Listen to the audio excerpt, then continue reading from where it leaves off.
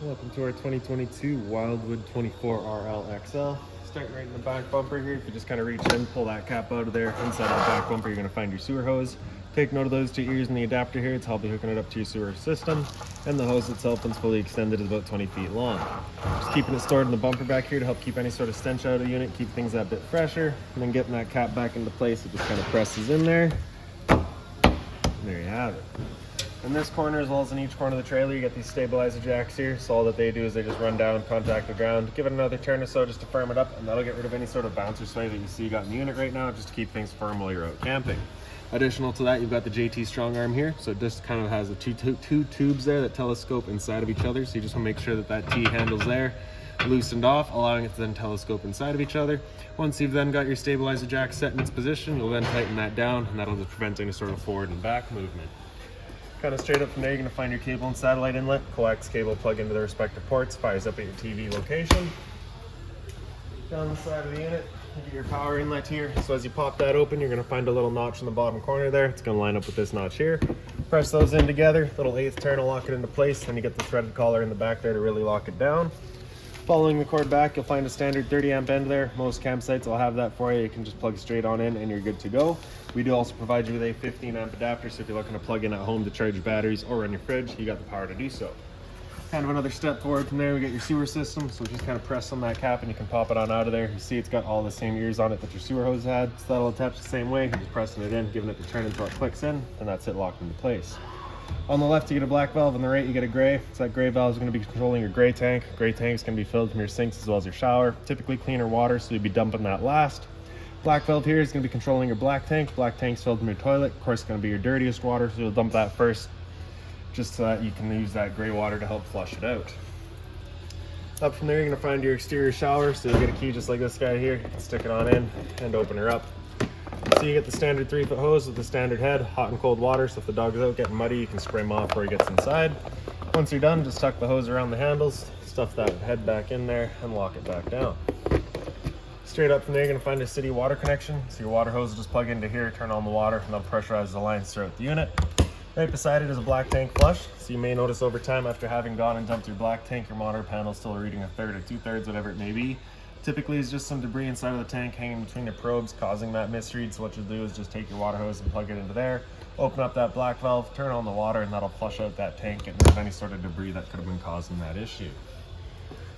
Towards the front, we get your front storage compartment here. So that just opens on up, magnetic latch holds it open for you. You can see this customer here has opted to go with the weight distribution hitch, so we've just got that stored right in here for him. Right ahead of that, you'll find your water hose. Inside of that water hose is a park adapter, so your 30 amp cord into there, 15 to a standard household outlet. Stabilizer jack up front here, exact same as the one up in the back, except your JT strong arm goes towards the front and center of the unit. And around front of the unit, you get that little red key back on the frame there. That's your battery disconnect switch. So with it up, pointed up as it currently is, that's it then turned on. If you were to turn it counterclockwise and pull that key out of there, that's your battery then disconnected from the unit. The battery is housed inside of this box right here. As long as you're plugged in through that short cord in the back, your 7-pin to your vehicle, that battery is charging for you. Customers also opted to go with a solar kit. That's all installed. We'll kind of go over that once we get inside. But that is, of course, also charging your batteries. For your propane cover here, you got those two knobs. You loosen them off, push them back. You can open it up and you get access to your propane valves. They are just keyed into the same regulator. So basically, you're just going to run off of one tank until things stop working. And you'll close that one off, start running off of the other tank while you get the other one filled. In front, you have a power tongue jack. So on the left here is a light switch. So on is on. And then on the right side, up is up, down is down. Right behind it, that little rubber plug there, if you were to pull that out, gives you access to your manual override. So if your batteries were to die, you can still run that guy up and down. Around the other side, and get the other end of your storage compartment here. So inside of here, pretty well just wide open. You can see you do have your little laundry hamper here. We'll be able to show you that from inside of your front bedroom. And lastly, just up on that wall here, we've got all of your manual overrides. So this one right here is going to be for your JT strong arms. There's a little S hook, or not an S kind of winch kind of down on the floor over on the other side there. Then you also get this little 1/4 inch driver for running all of these stabilizer jacks. This door is also a dry erase surface, so if you got some dry erase markers, you can make all your notes. Towards the back of the unit, you get power outlets here. Straight up above that is a cable and satellite outlet, so if you want TV outside, you got power to do so. Down underneath it is your low point drains. You can see you get your two water lines. They are both valved. You basically just open those up. It allows the water system to drain itself out. The purpose of that would be if you're just leaving the unit for a while and you don't want your water going stale or stagnant, you can drain it out before you leave. Or before winterizing, you just want to get all the water out before pumping antifreeze through. Straight up from there, you can find your two exterior speakers. Kind of between them, we got the exhaust for your furnace here. So if you're ever running your furnace, you just want to make sure it's not blocked off. It does get hot. Up from there is the exhaust for your stove, or I guess the vent for your stove really. So basically you just got that flap in the back there. You just want to make sure that's opened up with your fan inside then turned on. And then whenever you're done and going traveling, just kind of press that flap back into place and it clicks in there, prevent any sort of dust from kicking up in while you're traveling. Down from there you get your hot water tanks. You got that keyway there, you can line that up and you pop it on open. It's just got two posts in the bottom there that hold it in place. So your control for turning it on with electricity is just down in the bottom corner there. You just turn that switch on, fires it up with electricity. Turning it on with propane, there's a switch inside of the unit, so we'll go over that once we get in there. And once we use that, I will go over a reset procedure. The button that I'll refer to is just right here. And before turning it on with either source, you just want to hit this relief valve right there. Make sure that bit of water comes out. That bit of water coming out of there is just letting you know this tank is full. It's safe to fire it up and you're not going to burn anything up by doing so. Once you're done, just lining up those two bottom posts, press it back into place and line up that keyway.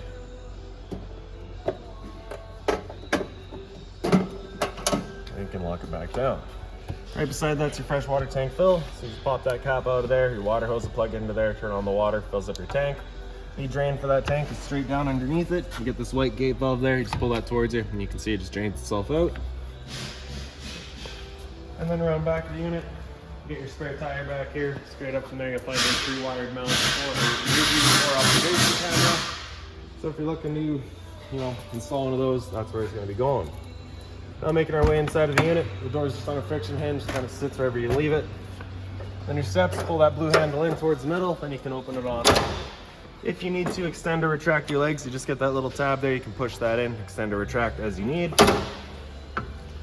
As we come inside, first things first, right on the left there, you get your fire extinguisher, so that's standard, pull the pin, point and shoot. Over on the other wall here, you get your dimmer switch, you press that, turns on your living room lights here. Up above that, on the left side here, we have your slide out switch, so press and hold out. That slide will make its way out.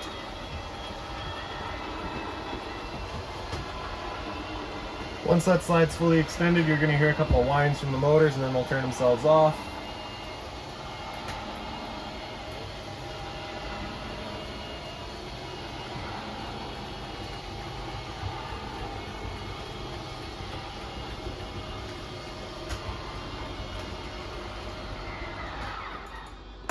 So now that we've got the slide out of our way, we'll go over our dimmer switch. So now that with the lights on, you can press and hold it and they'll dim down. Continue holding, they dim back up.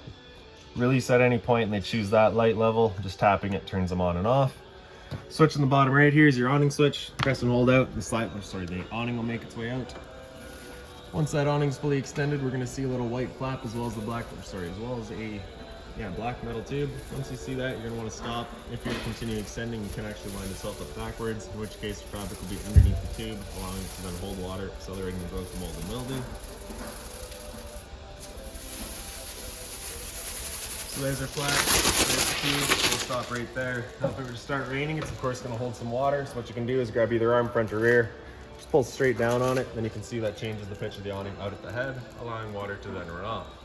If you like that angle better, because it does give you more shade, you can do the same thing with the arm up front. Before you bring it back in though, you just want to make sure these guys are back out straight and fully extended, just so you're not running the risk of bending them.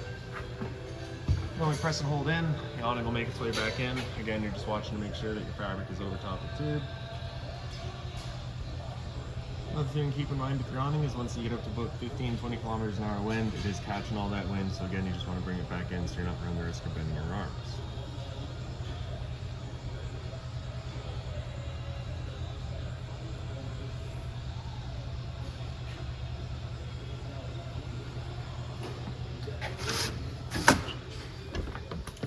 There we go. So right on top of that, light switch on the right there does a little accent light above your slide. Light switch on the left would do your awning LED outside. Turning on your hot water tank with propane is this switch right here. So you turn that on, you hit that little check light up there, it lets you know the ignition sequence will start. Once the sequence has started, that light will go out. It'll do that 3 times. If after the 3rd try it hasn't fired up, at that point you'll be going and using that reset button that we'd shown you. So stood right here, you can hear the click of the igniter and the whir of the flame. We know that tank is good. On the left side, you got your water pump switch. So you turn that on, turns on your water pump, drawing out of your fresh tank to pressurize your lines. Then up top's your monitor system. So a battery on the left there, so you can see we're currently C for charging. G would be good, F is fair, L is low. Your fresh tank, as you fill that up, will go to 1/3, 2/3, and full. Same idea for your black and your gray. On top of all that, we've got your solar charge controller. So basically, nothing really to worry about here. It is all set up. Basically, just controls the charge rate of the batteries from the solar panel.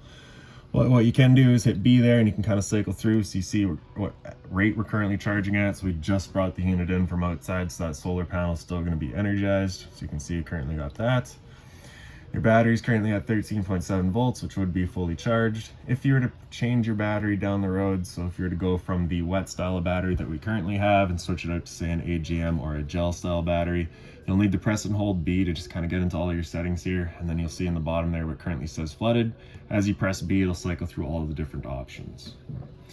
So that's about it for there. Now in the back of the unit here, you get your storage right across the top. There's also a little light right in the center there, just on its own center push button. Blinds throughout the unit are these slow rise style blinds, so they just kind of go by themselves. Once you have it in a place you like it, just kind of pop it and it stays there for you. The couch here does fold down, so if you pick up the base, let's get our little armrest out of the way first.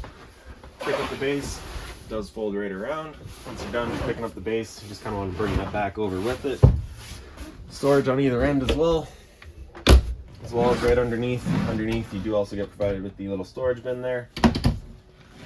Same sort of space back here. On either side, you've also got USB charging and a little power outlet. On the slide out, you have your light right up top there. And then you have your kind of Versa lounge set up right here. So there's your little poster of all the different setups that it's got. Really the most important part being that the table does come out of its legs. So basically just wiggle it up out of the legs, like the same thing out of their bases. You've then got the little ledge. Your table will then lay down onto those. You'll take your back cushions to fill in that table, create your bed. In the kitchen here, got some storage there. Inside of that binder, you're gonna find all of your owner's manuals, any keys, any remotes, anything like that for the unit to find right in there. Above the sink is another little light there. Hot and cold water, as well as the folding cover for your sink. Underneath the sink's a little bit of storage. You also have your drawers on the side there as well. If you're looking to winterize the unit yourself once it comes time, access to your hot water tank is just right back there. Your water pump is also just right underneath there as well. You do have a winterized kit installed. Microwave up top here, pretty standard, just like home. Down below that, you get your range vents to get the light, as well as your fan. This is that fan that you want turned on with that flap outside opened up. The stove, bifold cover, just flips on back. Then you can take the knob there, press it in towards high, hit it with the sparker, and as it clears all the air out of the propane lines, she'll fire up.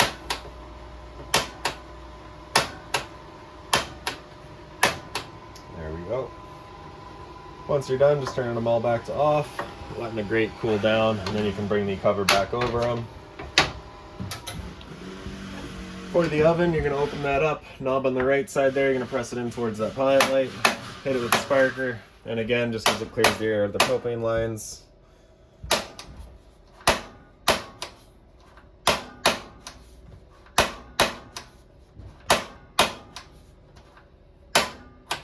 There we go. So once you get it going, you just hold the knob for another couple of seconds and you can release. The flame will then hold itself. Turn up to your desired temperature and she fires right up. Once you're done, you can turn it back down just to pilot and it'll hold just that pilot light for you. But if you're traveling, you just want to make sure it goes right off. Button on the right side there does all of your knob lights as well as your oven lights. That little black portal there, you'll kind of notice them throughout the unit. It's just an outlet for your furnace. The grill beside it is the returner for your furnace. Up above that, we get your fridge. So that just opens on up. You get your fridge down below here, temp selections across the top, and your freezer up top. So this is a 12-volt fridge, so as long as your battery is charged or charging, this fridge is going for you. And right behind me, customers opted to go with ATV setup, so we've got that mounted in here for them. These little pull tabs there, if you just pull those, they'll undo the latches and allow you to remove the TV. On the left side there, you can see you got your power outlet for it. Right up above that is your cable, your antenna outlet for it. So that little button on the side there, you turn that on, turns on the little light to let you know your antenna is turned on. Thermostat beside it, so a little bottom bar there. So typically you're going to be starting from off. As you press that bar, it'll then come into fan low.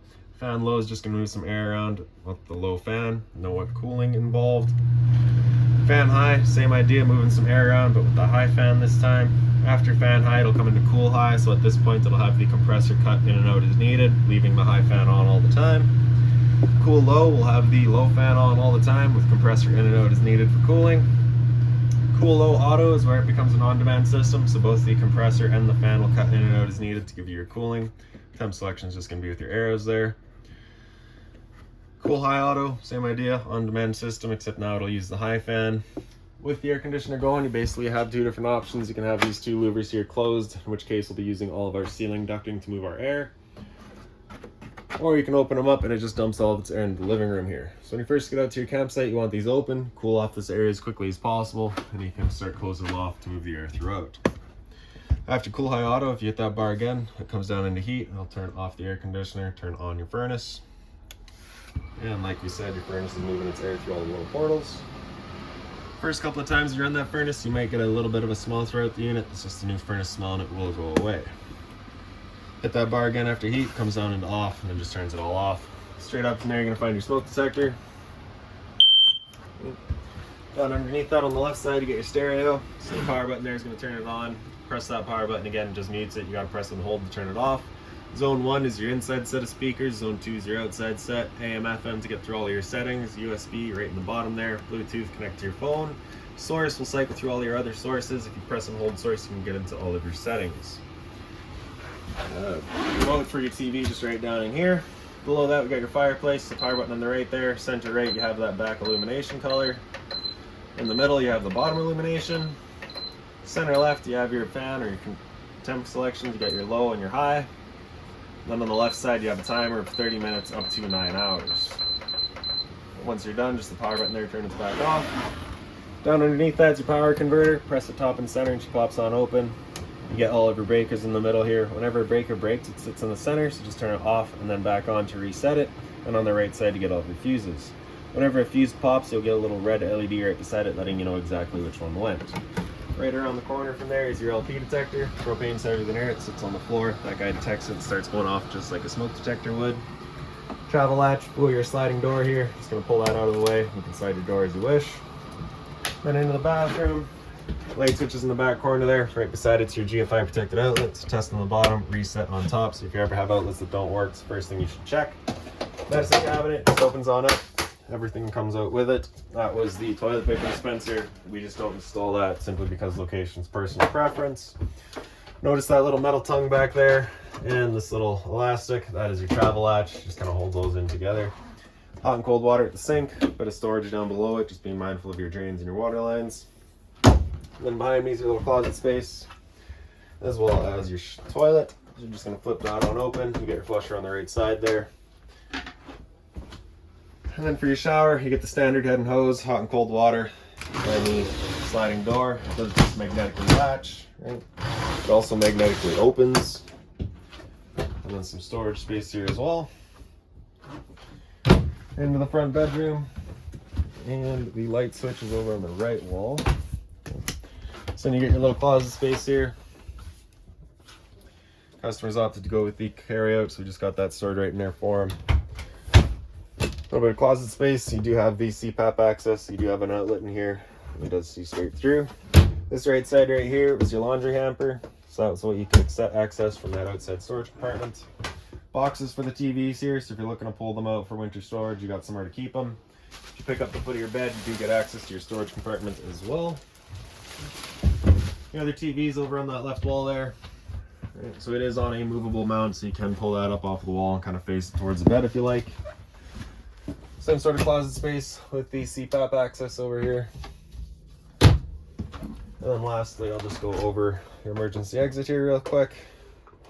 So you're just pulling that red tab to get rid of the screen. Take this handle here, throw it outside, hop on out.